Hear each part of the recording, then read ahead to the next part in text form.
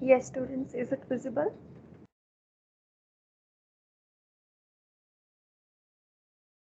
Yes, ma'am. Okay.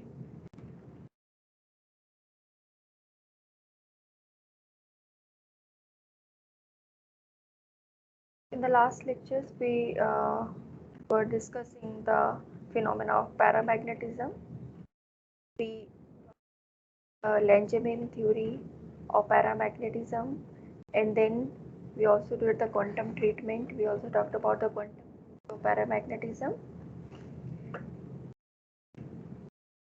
So today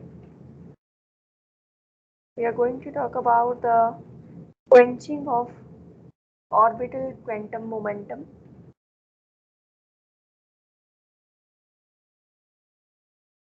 and then we will start with the ferromagnetism.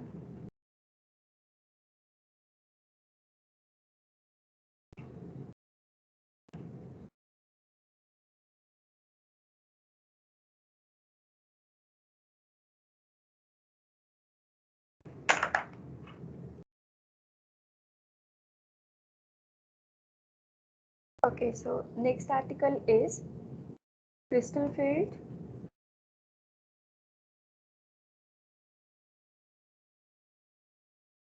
and quenching of orbital angular momentum.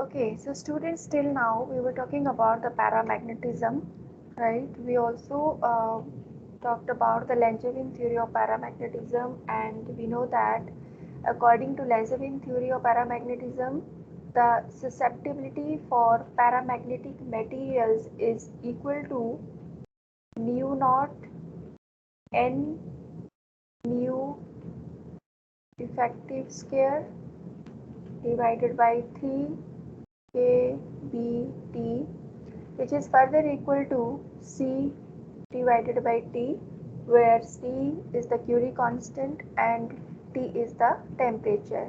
So this was what Langevin uh, derived in his theory, and see this relation xi para is equal to C upon T. It holds good for many paramagnetic crystals, including the materials containing ions of rare earth groups. Okay, so this relation holds good for many of the paramagnetic materials. However, there are certain deviations. For example, if we talk about iron,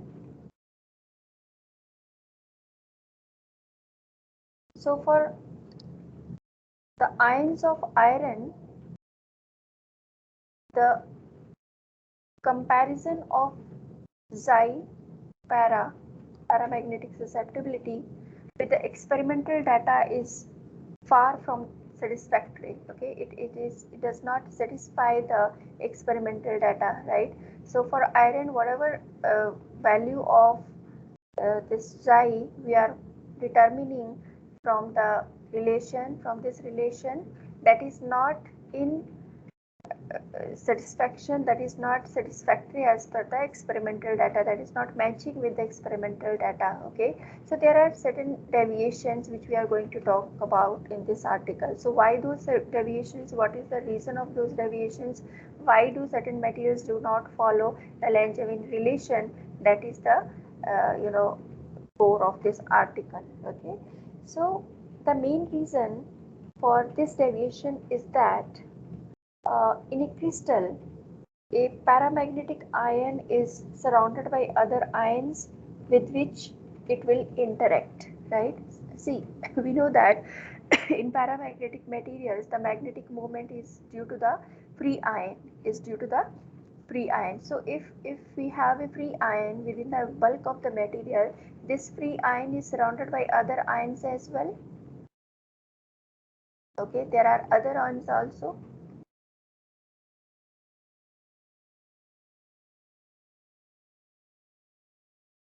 Right, so this ion is also going to interact with these neighborhood ions also, right?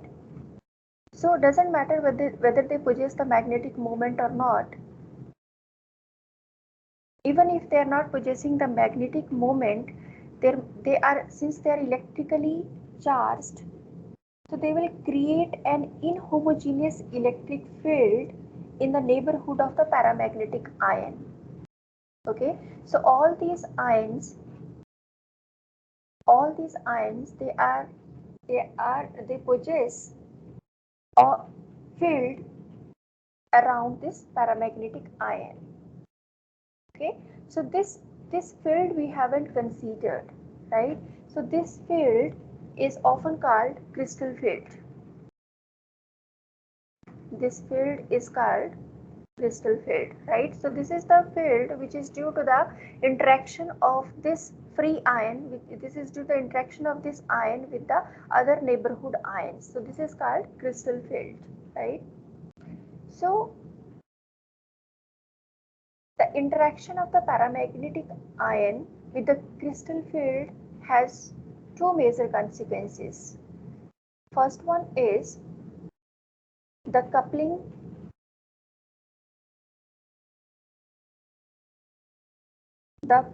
L and S is broken up,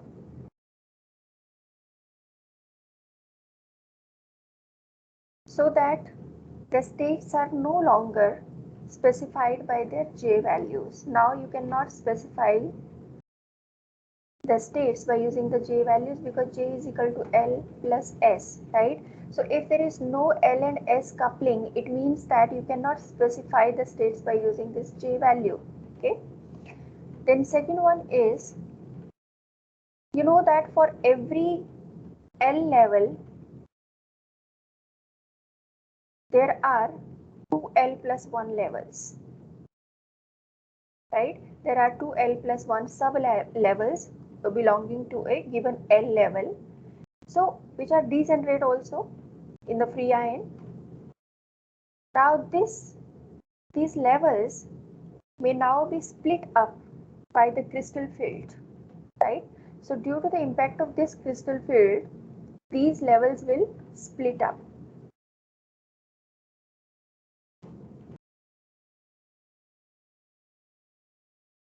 And due to the splitting, this splitting decreases the contribution of the orbital motion of the magnetic moment, right? So due to the splitting of the orbital angular moment, the magnetic moment of the ions decreases.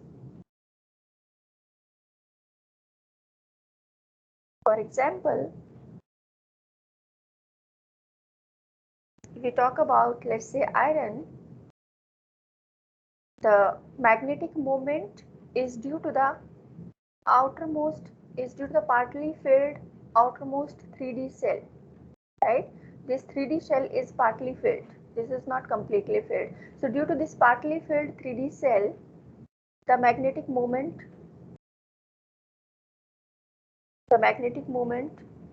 of iron exists.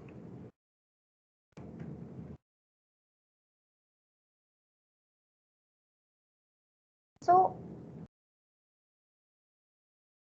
due to the impact of the crystal field, see, when iron is a free ion,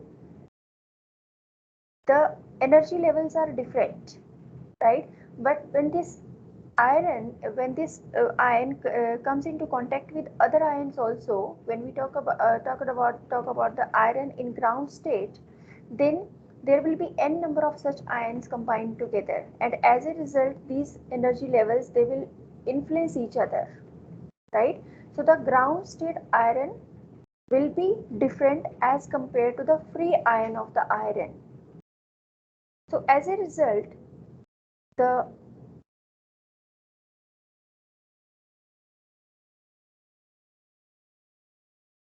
orbital angular momentum of the electron in the 3D shell is very often reduced to 0, right? So it means that the electron, the outermost electron which is there in the 3D shell, which will be there around, it will be moving around the nucleus in one or another way, but the angular momentum for this particular electron will be almost 0. See, I'm not saying that it is completely 0, but it is almost 0. On an average, if you take the value, this will come out to be 0. Okay, so this is still revolving around the nucleus in one or other way, but it will not be totally attached to the this particular, it will not be attached to the particular system. Okay, so see this, I'm again repeating this. This does not mean that the electrons no longer encircle the nucleus, but rather they will be traveling around it as often in one sense or other. So this effect, when the value of orbital angular momentum L averages to 0, termed as quenching of the orbital angular momentum. This impact is known as the quenching of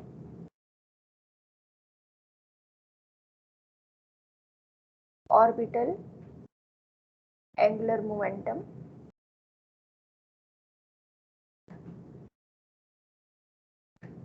L.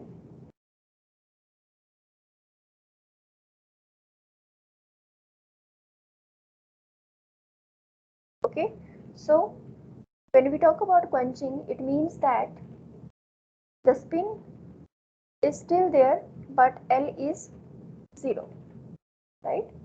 So we can take an example wherein we can show that the quenching has been taken place, the quenching of the orbital angular momentum has been taken place, and only then if we consider the quenching of the orbital angular momentum, then only the susceptibility value will match with the experimental data. Let us take the example of let's say nickel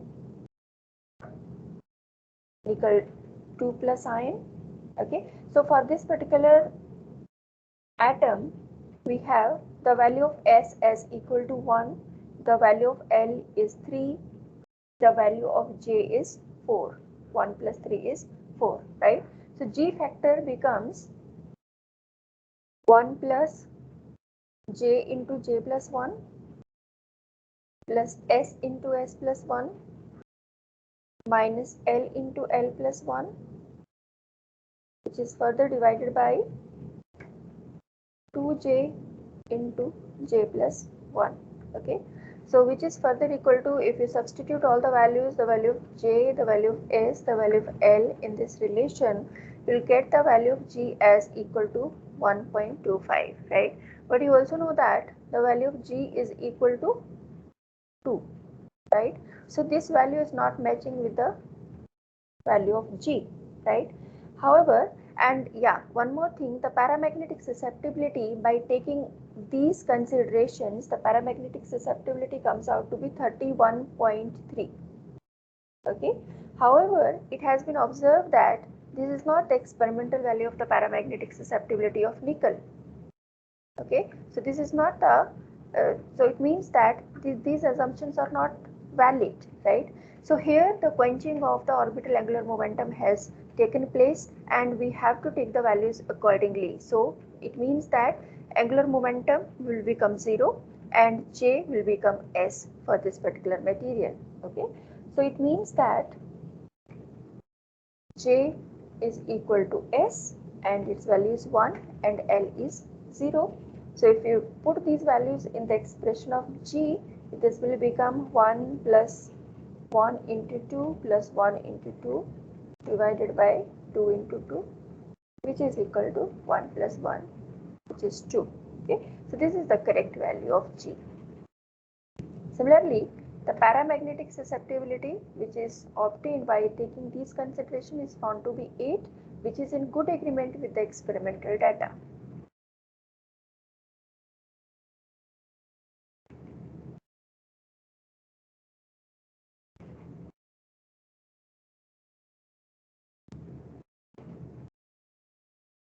Okay, so this is all about the quenching of the orbital angular momentum L, crystal field and quenching of the orbital angular momentum. Yes, any doubt here, students?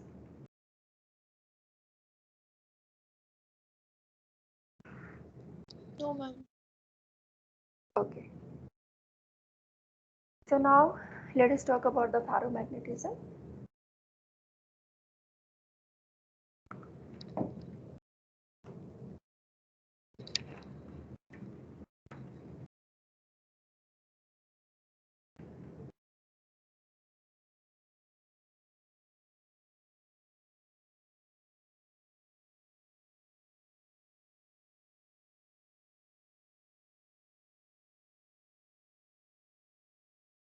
So first of all, what are the ferromagnetic materials? What are their characteristics? Right. So we know that from our elementary knowledge, we know that the substances which get magnetized, which get strongly magnetized by relatively weak magnetic field in the direction of applied magnetic field are called ferromagnetic substances, right? So the substances which gets strongly magnetized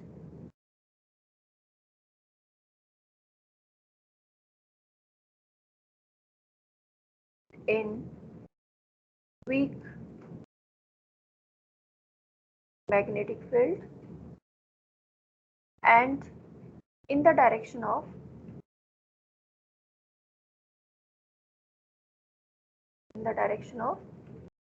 applied magnetic field. Okay. Examples are cobalt, nickel, iron, steel, and their alloys.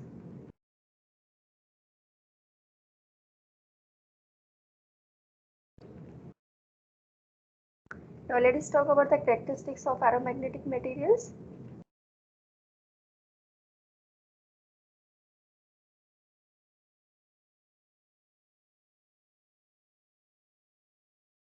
So first characteristic is ferromagnets shows all the properties of paramagnetics to a much higher degree, right? We know that paramagnetic materials, they also get magnetized in the direction of the applied magnetic field, right? But here the extent of magnetization is quite high as compared to the paramagnetic materials. So this shows paramagnetic, all properties of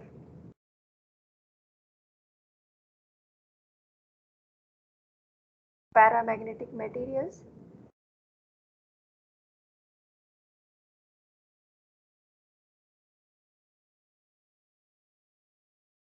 to a higher extent.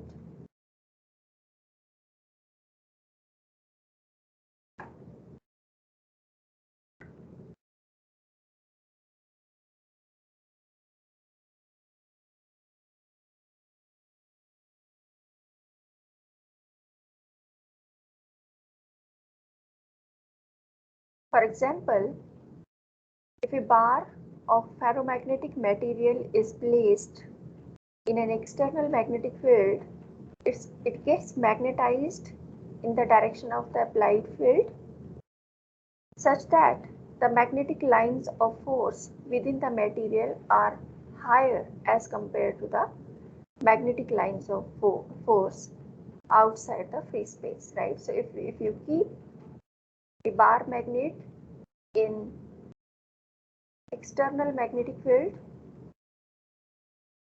it will get magnetized in the same direction as that of the direction of the field,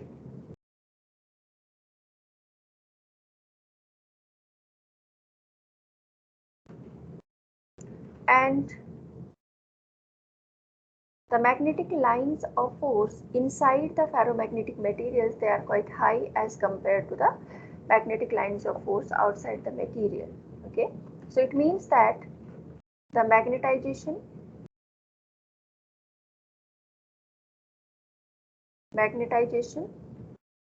which is the total magnetic moment inside the material, M is positive. So if M is positive, that means that intensity of magnetization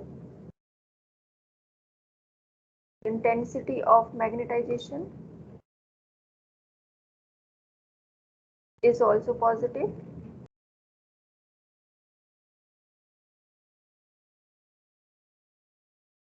Then magnetic susceptibility is also positive, because Xi is equal to M upon H. So if M is positive, Xi is also positive.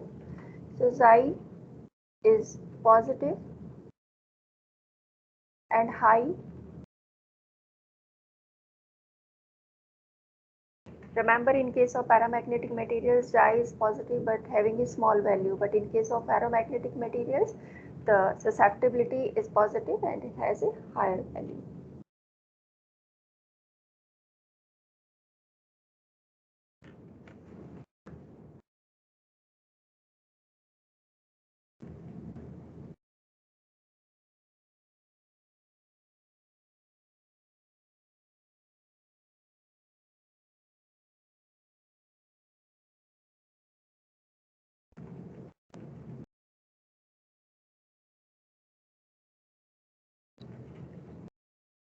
Okay. Second one is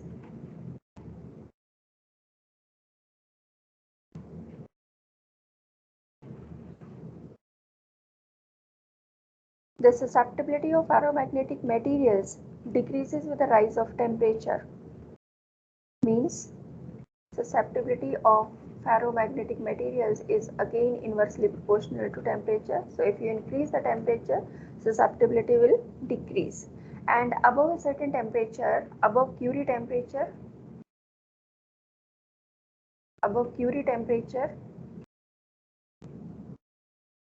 ferromagnets becomes paramagnets. So this Curie temperature is different for different materials. For example, the value of Curie temperature for nickel is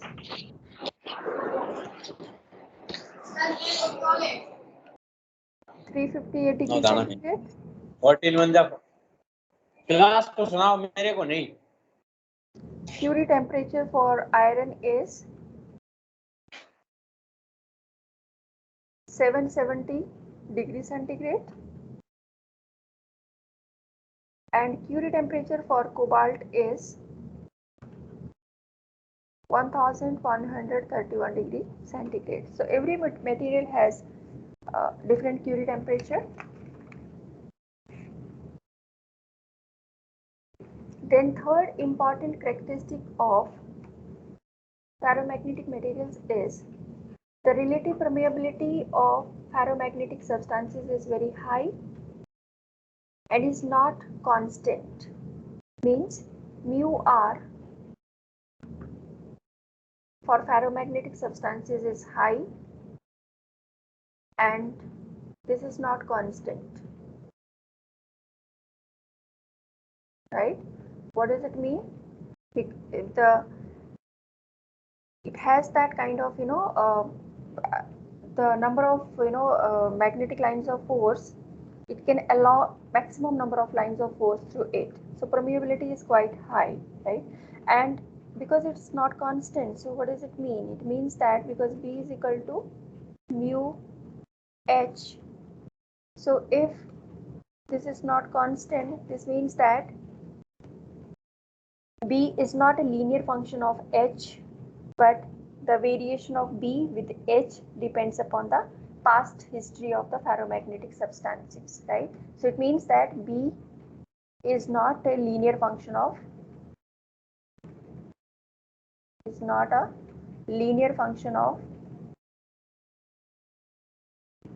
H. Okay. Just a minute, students.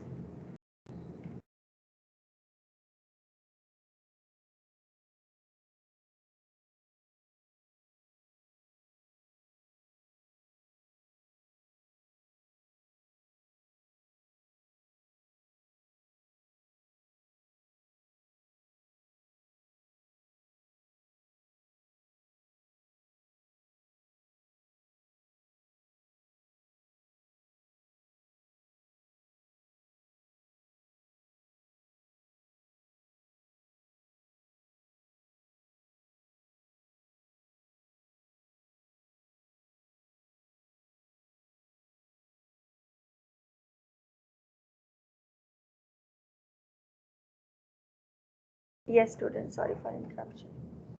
Okay, so these are the main characteristics of ferromagnetic materials. Now we will talk about, yes, any doubt here? Any doubt in this, students?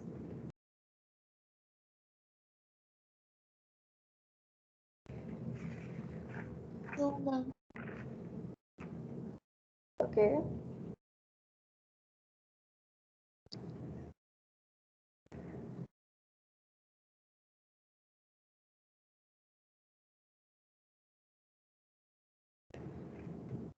Okay, so the behavior of ferromagnetic materials has been well described by Wish theory, which is also known as the domain theory of ferromagnetism. So let us see what is this theory and what does it say.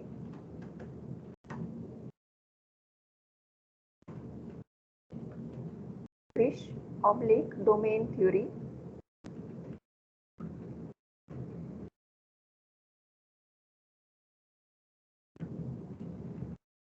of ferromagnetism.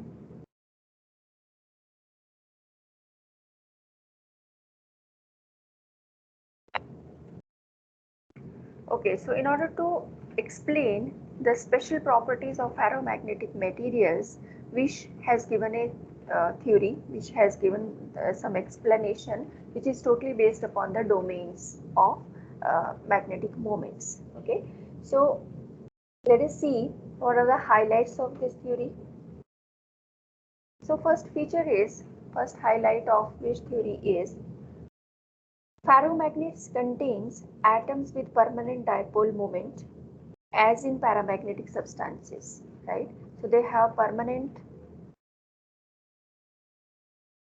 dipole moments similar to the paramagnetic materials.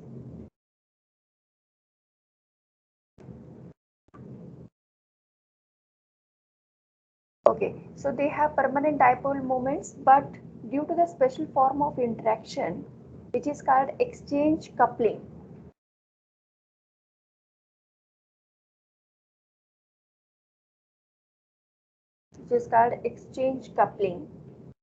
between the adjacent atoms, there exist strong forces between the neighboring atomic dipoles, which causes their grouping, right? So let's say we have a ferromagnetic material. So here we have, uh, magnetic moments like this. So due to the interaction, एक बार exchange coupling repeat करना. yes, sorry, ma'am exchange coupling repeat कर दो एक बार please. exchange coupling, yes. So this is a special kind of force which is taking place between one magnetic moment and another magnetic moment, one dipole and another dipole, right? So this is a kind of interaction which is happening between two or more than two dipoles, right? So for example, let us say the direction of these n number of dipoles are approximately similar, so they will exert a force on one another. So this force which they are exerting on one another is known as the exchange coupling force. This is known as the exchange interaction or exchange coupling force, right?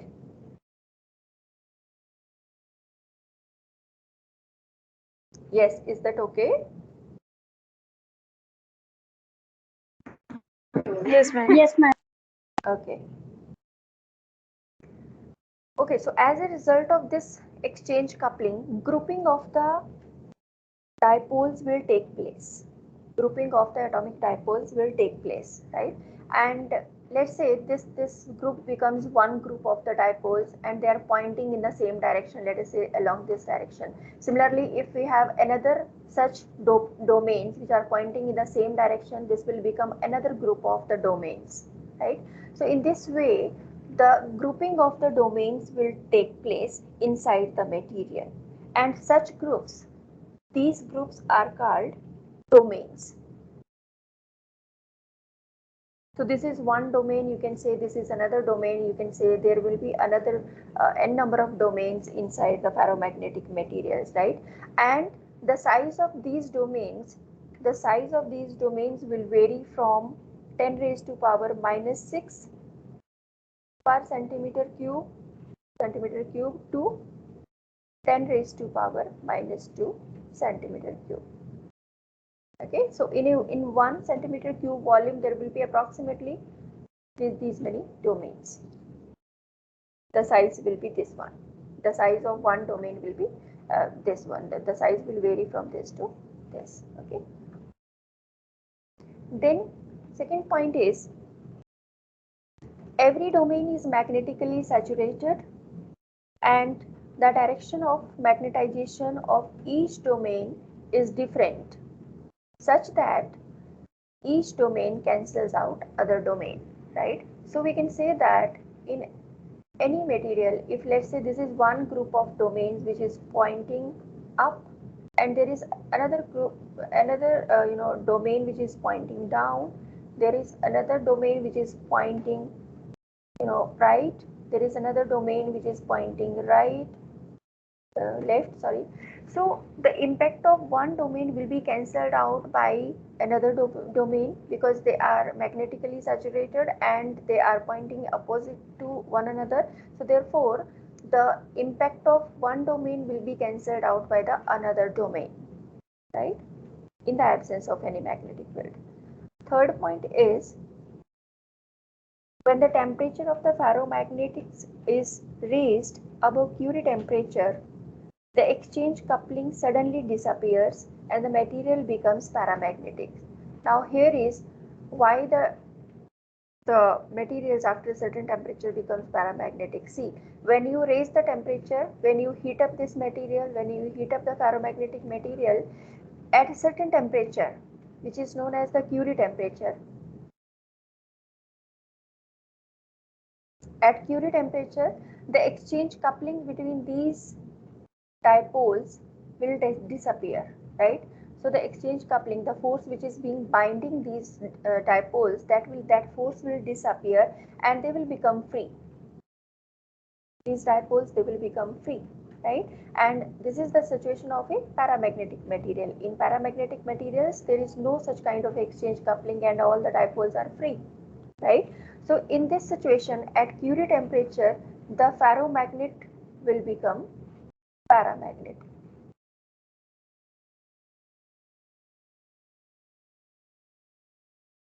Ferromagnet will become paramagnet. Okay.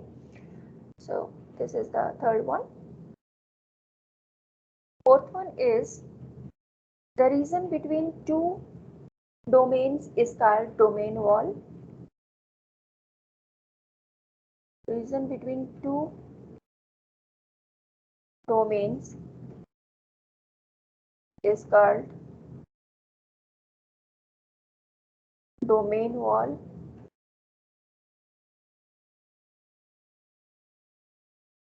Okay, so for example, let us say here we have domains like this.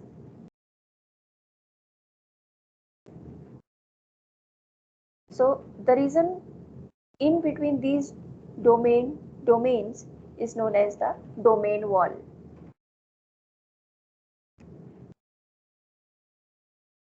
This is known as the domain wall.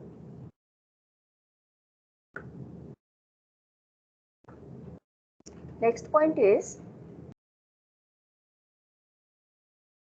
when a magnetic field is applied, the substance is magnetized and some of the domains get aligned in the direction of the applied field. Okay, so what will happen when you apply magnetic field to this ferromagnetic materials, and here we have domains which are randomly oriented, maybe along this, maybe along downwards, maybe along oppositely. So some of the domains, they will align along the direction of the field. So some of the domains will align like this, okay, and as a result the material gets magnetized.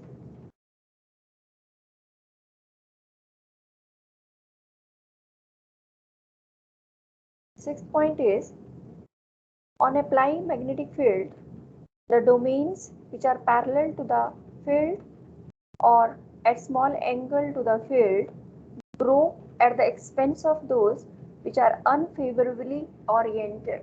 What does it mean?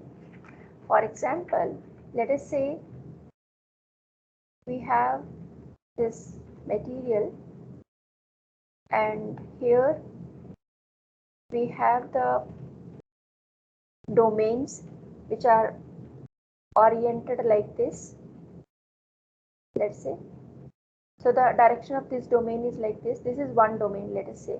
Okay, this is another domain, let us say.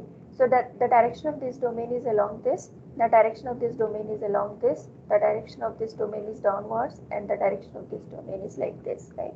Now when you apply here, the magnetic field is 0, right? So all the domains, they are equally spaced and they are randomly oriented. But when you apply the magnetic field, let us say you are applying the magnetic field along this direction, upwards, right? So here, out of these 4 domains, the direction of this domain is matching with the direction of the applied field, right? So this domain will grow at the expense of those who are oppositely directed, or those who are, you know, directed at an angle of at a higher angle. Okay, so this domain will grow at the expense of other domains, and by applying the magnetic field, the situation will be like this. So as compared to other domains, the size of this domain will become larger as compared to the other domains, like this, right?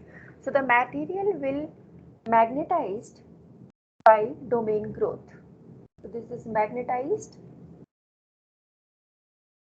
by domain growth. Okay. Okay, so this was the 6th point. Next point is the growth is reversible as long as the field stays very small. Okay, so if H is small, if the applied field is small, the growth is reversible.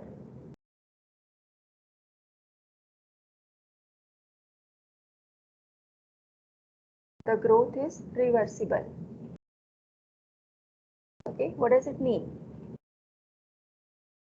This means that if we turn off the field, if we turn off the magnetic field, the magnetization will return to 0. Okay, wall motion is reversible, means if this is the situation, if this is the situation at small magnetic field, now if you switch off the field, then this will become this. Okay, so all the domain walls, they will come to their original position if you switch off the magnetic field, and if a small amount of magnetic field is being applied. अगर magnetic field ज़्यादा होगा तो ये नहीं होगा. Okay. The next point is when the magnetic field is further increased, the alignment of the domains along the direction of the field increases, and in this case the wall motion, it becomes irreversible. Means if H is high, if H is large, then the wall motion is irreversible. What does it mean? That if you apply a large magnetic field to the material, and now if you switch off the field, even then the domains will be magnetized. Even then the domains will remain like this only. Now they will not come to this their original position. They will attain this orientation, and they will be still magnetized. So the material will be still magnetized even if you remove the magnetic field at this situation.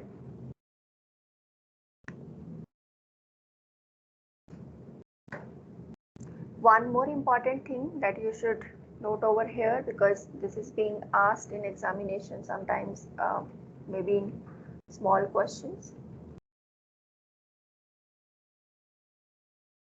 Bloch wall energy.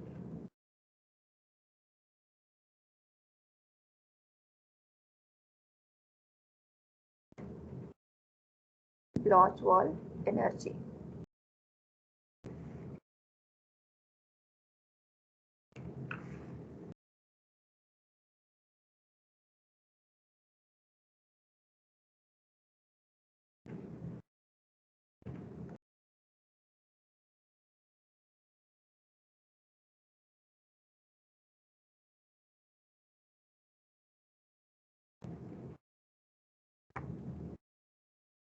So what is this Bloch wall energy?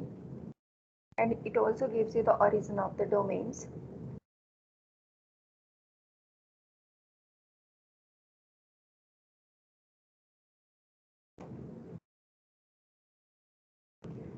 See, in a crystal specimen, the domains are separated from one another by boundaries. There are regions in which the spin changes their spatial direction. Okay, so the transition layer between two domains is called domain wall or Bloch wall. Right. For example, let's say this is the situation.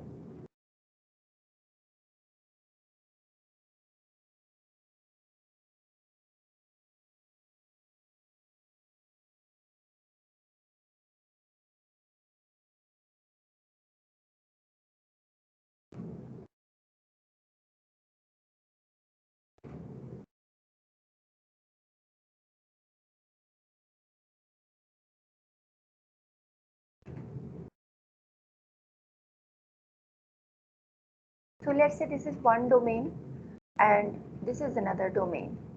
Okay, so the region between these two domains, this is called Bloch wall or domain wall, right? So the spin in this domain is, let's say this is spin up. Okay, sorry, this is spin up. Now what happens, because when we apply the magnetic field, let's say the magnetic field is applied in this direction, in downward direction, right? So these spins, they will try to align themselves along the direction of the applied field. So they will slowly change their direction like this,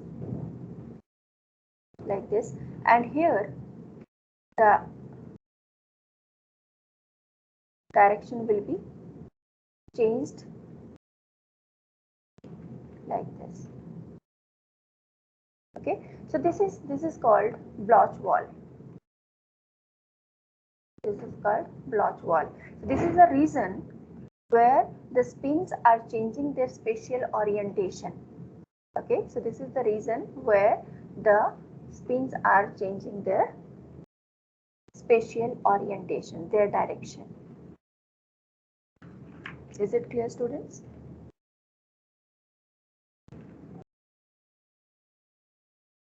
Yes, any doubt? No, ma'am. No, ma'am. Okay, great.